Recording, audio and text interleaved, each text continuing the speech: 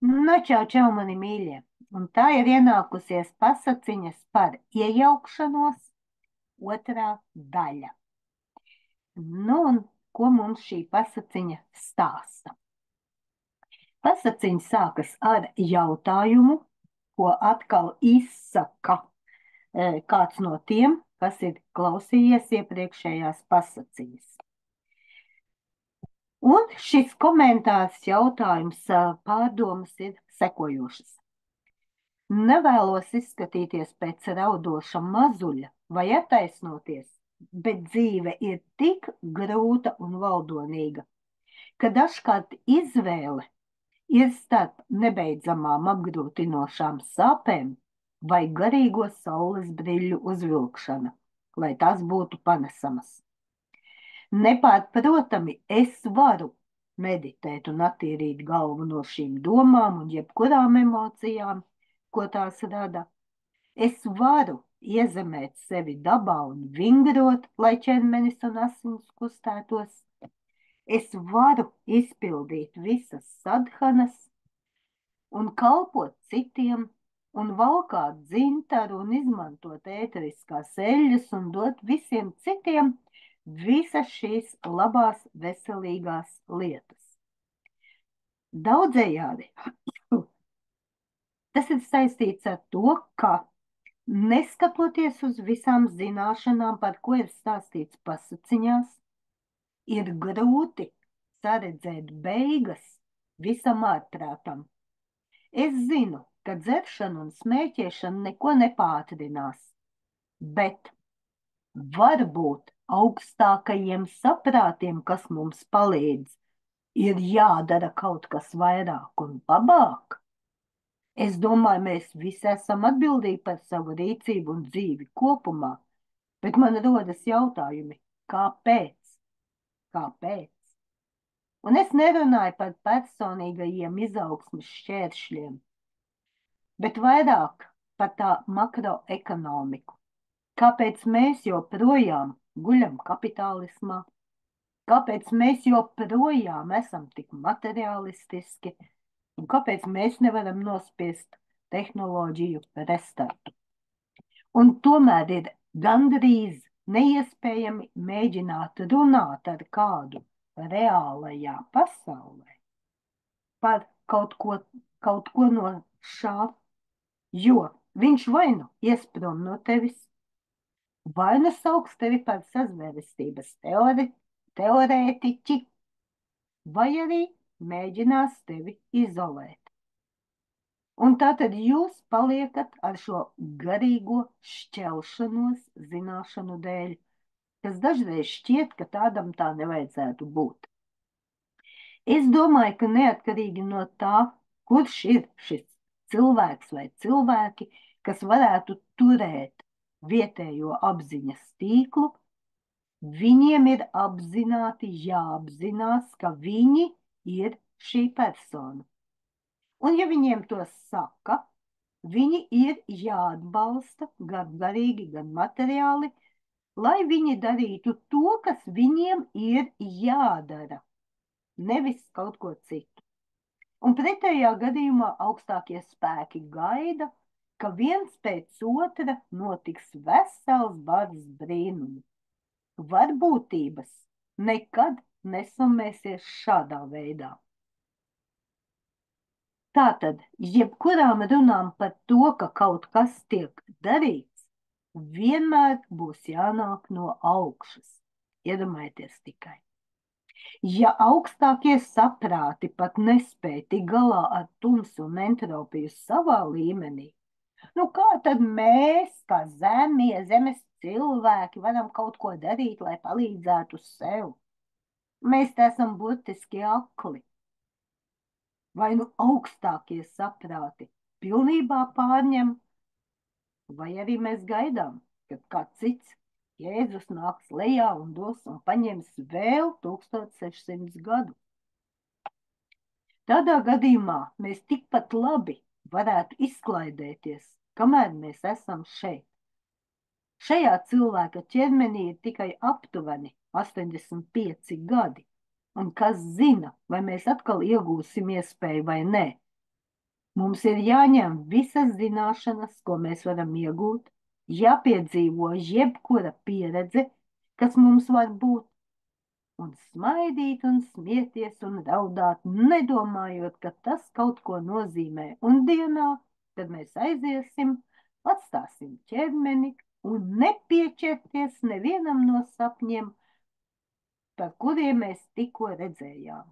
Vienkārši dzīvojiet dzīvi bez visaptverošiem morāles kodeksiem, izņemot nekaitēt. Dzīvot un ļaut dzīvot. Nu, jāsaka, arī mani šis tekstiņš mazlietiņ,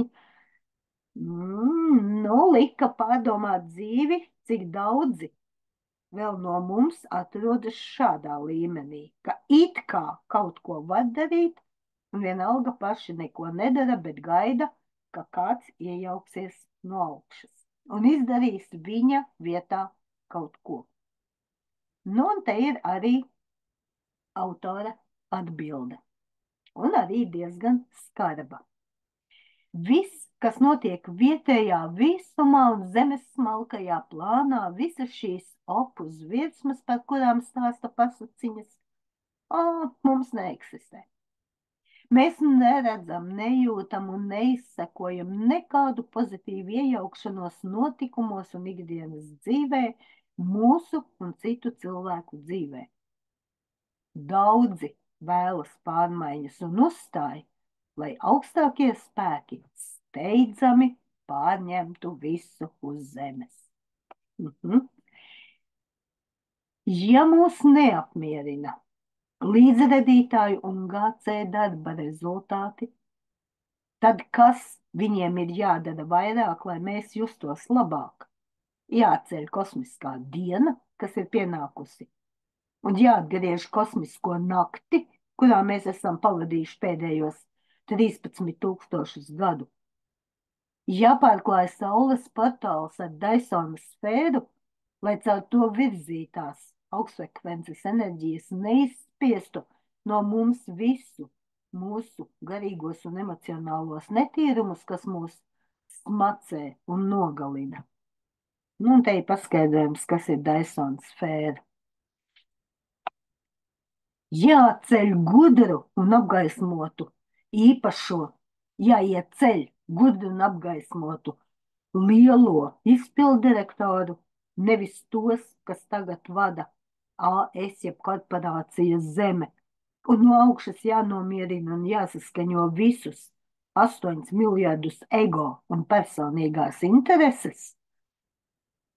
Neviens neizlēma mūsu vietā vai nepiespieda mūsu daudzdimensionālo monādi novietot savu izpausmes ķermeni uz šīs supertoksiskās un agresīvās planētas, lai iegūtu vēl vienu nepieciešamo evolūcijas pieredzi visnegatīvākajā vidē. Un tas paredzēja pilnīgu mūsu kosmiskās pagātnes un daudzdimensionalitātes aizmiršanu. Sākotnējā vēlme stāties pretī un pārvarēt jebkurus izaicinājumus un grūtības, kā arī uzņemties pilnu atbildību par visiem mūsu lēmumiem un rīcību, neatkarīgi no tā, ko tie diktē katrā atsevišķā gadījumā. Sapratne, ka tikai mēs vienmēr varam iejaukties savā dzīvē, lai mūsu dvēsele saņemtu nepieciešamo mācību. Taču brīvprātīgi pieņemtie pārbaudījumi nav padarījuši mūs stiprākus un gudrākus. Mēs jūtamies salauzti, saspiesti, pazuduši. Mums nekavējoties ir vajadzīga ātrā palīdzība pat, ja ne no līdzradītājiem, tad vismaz no GC, vienkārši par paldies. Citiem vārdiem sakot, ikvienam, kurš ir pavadījis savas dzīves gadus, iegūstot prasmes un pieredzi, ir jāiejaucas mūsu dzīvē un jāglābj mūs nevis pēc pirmā pieprasījuma, bet arī bez maksas. Jebkura iejaukšanās un palīdzība ir enerģija. Mums ir jāiemācās to radīt pašiem. Pretējā gadījumā mēs varam kļūt par parazītiem. Jā, GC palīdz daudziem no mums, dara šo netīro un smago darbu, neskatoties uz visgrūtākajiem zaudējumiem pēc tam, bet viņi nezaudē sirdi un turpina, jo apzinās savu pārmērīgo atbildību par visu planētu. Un ja viņi dod visu iespējamo, tad viņiem ir tiesības pieprasīt to pašu no mums, lai mēs ar saviem darbiem pierādītu, ka vēlamies pārmaiņas sevī un citos, un tādējādi parādītu mūsu nodomu nopietnību. Kamēr mēs stingri ticam, ka spēcīgais ir parādā mums, nekas mūsu dzīvē un pasaulē nemainīsies. Stiprie ir samaksājuši par savu spēku, citādi tas nenotiek. Bet mēs pieprasām to izmantot vienkārši tā. Atdod man to, jo tev tas ir. Es esmu tik nelaimīgs. Vai arī tu jūties labi, bet es slikti. Nu, padalies tajā ar mani. Bet viņš visu laiku kaldināja savu labo, kamēr mēs attiecīgi savu slikto. Viņš ieguldīja sevī, kamēr mēs ieguldījām kaut ko citu. Un tas viss kādam šķiet ir ļoti godīgi un taisnīgi, ja? Bet šeit ir šķērslis. Spēcīgie ne tikai riskē un vada savu dzīvi dažādās bīstamās bet arī dziedina un māca, attīsta un virza zinātni, audzina talantīgus bērnus un rāda piemēru. Viņi pastāvīgi dod un rada. Ir loģiski, ka viņi vērtīgie un nepieciešamie ir jāaizsargā, jo ir daudz noderīgāk sabiedrībai nekā bezatbildīgu ņērgu pūļi. Bet nē, viņi ir tieši tie, kuri mums ir parādā. Vainot stiprākos, jo viņi uzdrošinājās uzņemties atbildību par savu dzīvi, ir viens no vājo, nāvējošākajiem ieročiem. Jūs stiprie jūtaties vainīgi mūsu priekšā, kuriem nepietiek drosmes. Mūžīgie cietēji, kuri izstāda apskatēji visiem savas ciešanas un bēdas, manipulē ar savu garīgo nespēku, depresiju un mūžīgo es jūtos slikti, agresīvi apliecinot savu vājumu, sajūtas pilnīgi normāli, viņi ir pareizi. Viņi ir gatavi izskatīt dvēseli ikvienam ar savu slikto, lai gan to parasti izraisa milzīgs daudzums neizpildītu pienākumu un solījumu, sautīgums un garīgais slinkums. Ciešot it visā neveiksmi, šādai personībai ir izmisīga vēlme izvairīties no sāpēm un nekādā gadījumā neuzņemties atbildību par savu dzīvi. Uz šīs planētas katrs no mums iziet personīgos pārbaudījumus, un viņiem ir ar cieņu jāpieņem gūtās mācības. Un tikai tie, kas tādi ir, tiek uzskatīti par spēcīgiem. Jā, viņu spēks ir viņu izvēles rezultāts, un viņi nevienam neko nav parādā. Viņi ir izpildījuši parādu savai dvēselei un sabiedrībai, radot sevi. Viņi nevienam nepieķeras un neīd, māca ar savu piemēru un dod cerību citiem gūt panākumus. Viņi tāpat kā Atlants nes debesu smagumu uz saviem pleciem. Mums viņiem ir jāpateicas un arī pašiem jāpieaug. Svarīgs nav ne kritiķis, ne tas, kurš norāda, kur stiprais nepalīdzēja un darot darbu varēja to padarīt labāku. Cieņu pelnījuši tie, kas paši atrodas arēnā, kuru seju klāj sviedri, asinis un netīrumi, kas drosmīgi cīnās, kas pieļauj kļūdas, jo neviens darbs nav bez tām, kurš ir pazinis lielu entuziasmu un lielu uzticību un velta sevi augstākajai misijai.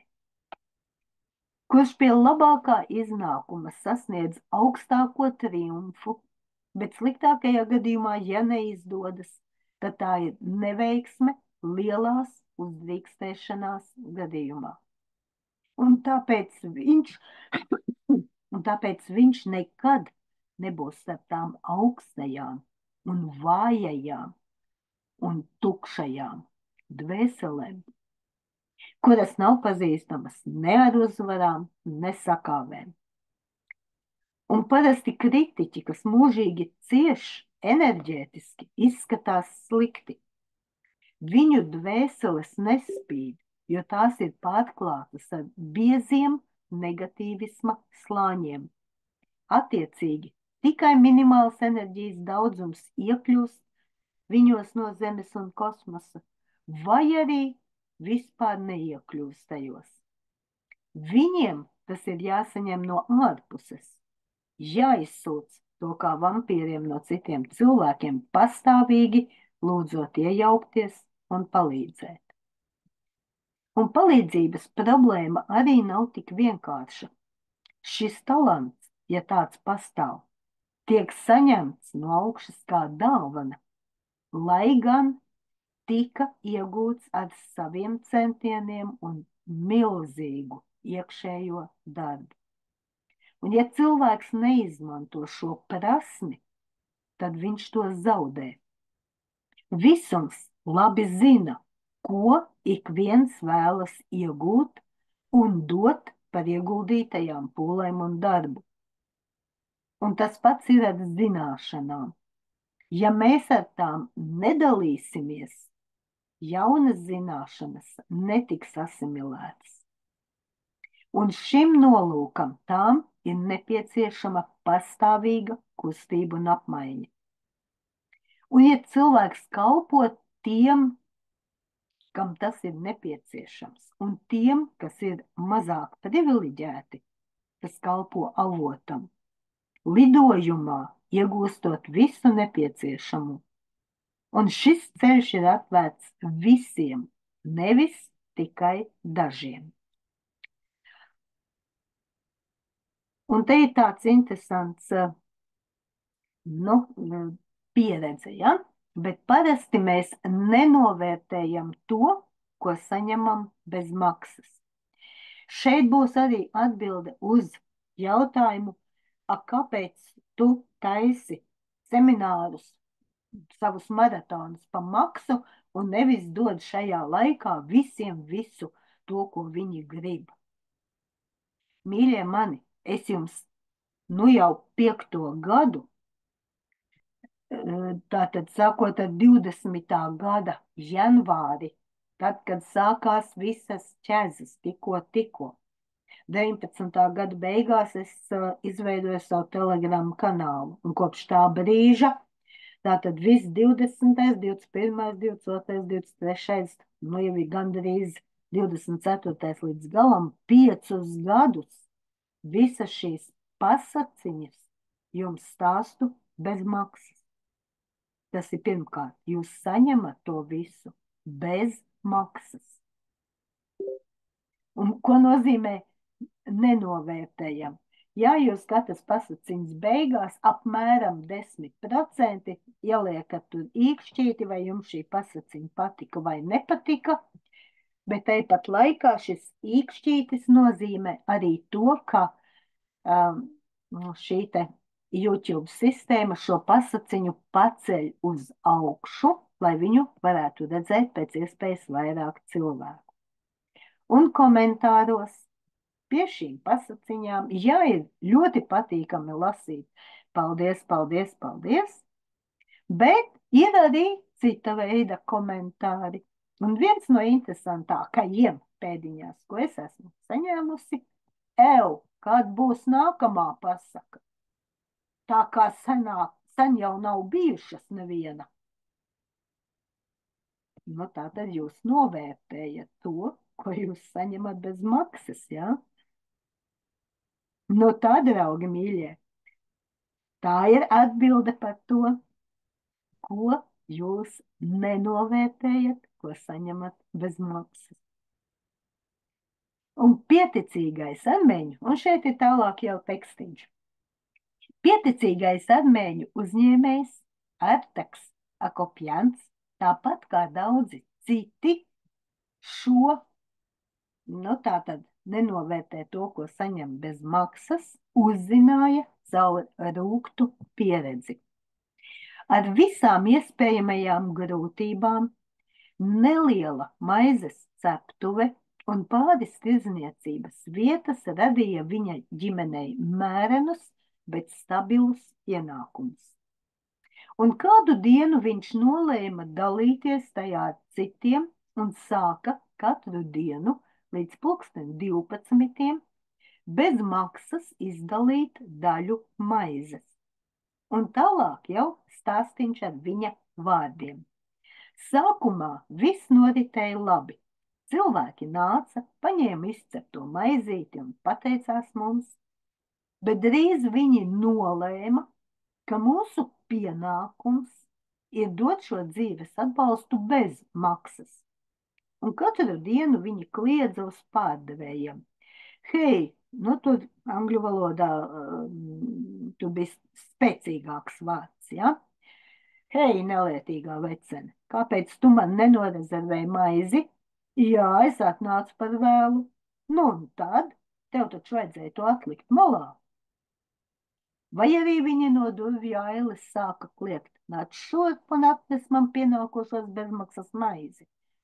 Ar apvainojumiem un 4 botu lamu vārdiem pa vidu runāja. Un katra diena sākās un beidzās tāpat. Kam patīk, ja viņš pastāvīgi dzird, ka viņu nepatiesi šādi apvaino, apsola viņiem daudz maizes un maldina nabadzīgos cilvēkus. Un turklāt viņi sāka mani apsūdzēt alkatībā un draudēja.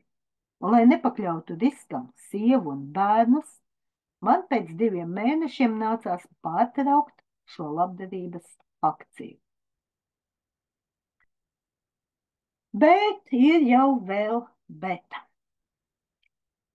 Visas mūsu grūtības ir mūsos pašos. Un ja mēs gribam mainīt pasauli, tad jāsāk no sevis. Un ikvienam ir pietiekami daudz spēka, lai dzīvot pienācīgu dzīvi. Un visas runas par to, cik grūti laiki ir un cik daudz netaisnību un noziegumu ir apkārt, tas ir tikai veids, lai attaisnotu savu bezdarbību, slinkumu un drūmumu. Un tomēr mēs varam iztikt bez sāpēm, izvēloties alternatīvu iespēju, ko sauc par īpašu programmu, nu vēl kādam laikam uz priekšu. Es domāju, ka jūs jau saprotat, par ko ir runa. Kuru sistēma organizē un īsteno bez jebkādas vardarbības. Mēs varam izvēlēties alternatīvo, vai nu strādāt ar sevi, vai piekrist šai programmai. Nu, un te pirms kāda laika nelasīšu, kur un kas sanāca, un tika prezentēts jauns ilgspējīgs attīstības plāns. Nu, un tālāk, kā tas tiek nosaukts, to jūs atkal varat izlasīt, ja? Un tā kā dokuments ir grūti, viņu ir grūti atšifrēt, moderno terminu un semantikas triku dēļ šeit ir šīs programmas mērķu tulkojums. Un tālāk jau jums būs ļoti daudz, kas jāmēģina izlasīt, ko es atkal jums mēģināšu īpaši, kaut kā tiešā tekstā nelasīt. Tātad, kāda tad ir šī programma? Lielais dukātiņu restarts. Un visas centralizētās šīs te dukātiņu iestādes kontrolē visas planētas dukātiņus. Vienota visas pasaules valdība. Īpaša industriālā pārkārtojumi un tehnokrātisko korporāciju absolūta vara. Pilnīga cilvēku atkarība no valsts.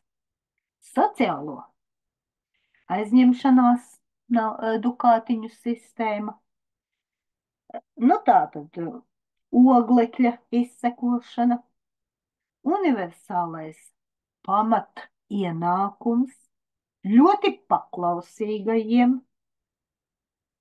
un attiecīgi cipariņu dukātiņi. Attiecīgi nekas jauns, skudriņu samazināšana, obligātie sīrupiņi visiem vecumiem, kontrolēta, tur lasam jau vairošanās, likumi par visu, ko 100% pārtaisīta pārtika un augsne, un visu dabisko līdzekļu un dziedniecības metožu aizliekšana. Robotiņu darba spēks. Ļoti daudz ko varēs pārdot caur internetu, gan dažādas lietas, gan cita veida priekšmetus, visādas palīgi iekārtas mūsu smadzenēm, pastāvīga, apstarošana dažādos veidos, dzimumu robežu dzēšana, ģimenes standarta, jeb pierastā vērtība iznīcināšana, enerģijas nesēju un visu veidu aktīvu normēšana. Un nebūtiskas pēdiņās lidojošo paklāju ierobežojumi, ļoti gudras pilsētas, viss, kas saistīts ar atpazīšanu, privāt, vairs nekas īpašumā nekas nebūs, viss piederēs valstī vai tumšajiem, un tā tālāk, visvarenā JPK. Un šis brīnišķīgais dokuments garantē, ka to pieņemot, mums nekas nav jāpārvar, un mums nevajadzēs ciest no izmisuma un sāpēm. Un pateicoties šai iejaukšanās no augšas, mūsu dzīve atkal kļūs mierīga, mājīga un laimīga. Vai mēs esam gatavi tam? Tā tad ir jautājums. Vai nu mēs strādājam paši ar sevi, vai neko nedarot, mums automātiski tiks piespēlēts šis likums. Draugi mīļie, tā ir izvēle. Tā ir šī brīža izaicinājums. Beidzot jāsāk to saprast. Tā, draugi mīļie, būs tūlīt vēl arī trešā daļa šai pasaciņai, kas vairs nebūs tik drūma kā šī, bet šis ir nopietni jāņem vērā, jo 90% no visas cilvēces izvēlēsies šo pēdējo. Diemžēl, un tikai 10% ir gatavi strādāt ar sevi. pagaidām. Un tomēr, draugi mīļie, smaids sejā un gaišas domas galvā, un tas jau nozīmē, ka jūs jau īsti šim pēdējam vairs nepiekrītat. Pagaidām, atā!